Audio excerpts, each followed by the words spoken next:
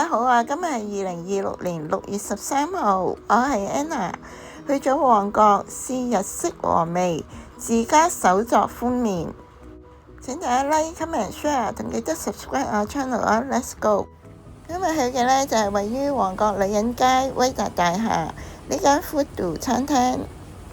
餐廳細細間，乾淨整潔，行簡約日本風，下午茶唔算太多人。牆上面有日系文青同各款美食嘅掛畫，仲有一個 Mr. Do Nothing 可愛得意嘅公仔。今日嚟試下佢110蚊嘅自家手作闊麵，同了解下麵條嘅製作。麵條嘅材料呢，選用咗意大利嘅橄欖油同日本嘅雞蛋麵粉。啲麵係手工做嘅。係啊。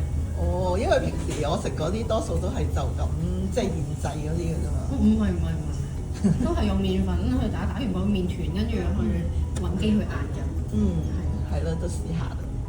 我就以咗凍冷泡日本蜜茶，味道清淡，都可以揀原味茶。揀咗呢個110蚊嘅番茄汁、鳳尾蝦、菠菜葉手工闊麵。話咧番茄手工麵咧係有2隻蝦嘅，上面咧就係有啲番茄醬嘅。睇漏咗啊！原來仲有一隻嘅，總共有3隻蝦嘅。蝦咧都煎得好香，同埋好乾身，面層咧都放咗啲香葉碎嘅。蝦肉咧都好新鮮，同埋爽口彈牙。蝦嘅調味咧就略然偏淡咗，如果你係重口味嘅咧，就會覺得唔夠味。味道淡之餘就食到蝦嘅鮮甜味。少少嘅菠菜葉咧就冇乜口感嘅，但係都可以愛嚟點綴一下。啲麵條咧係手工做嘅，係寬麵嚟，係寬麵條嚟嘅。由於人手做嘅關係呢，麵條嘅質地呢係比較硬嘅，同包裝麵條嚟比呢，佢就冇嗰種柔軟感，但係都充滿日本蛋香。我呢就係要咗微辣嘅。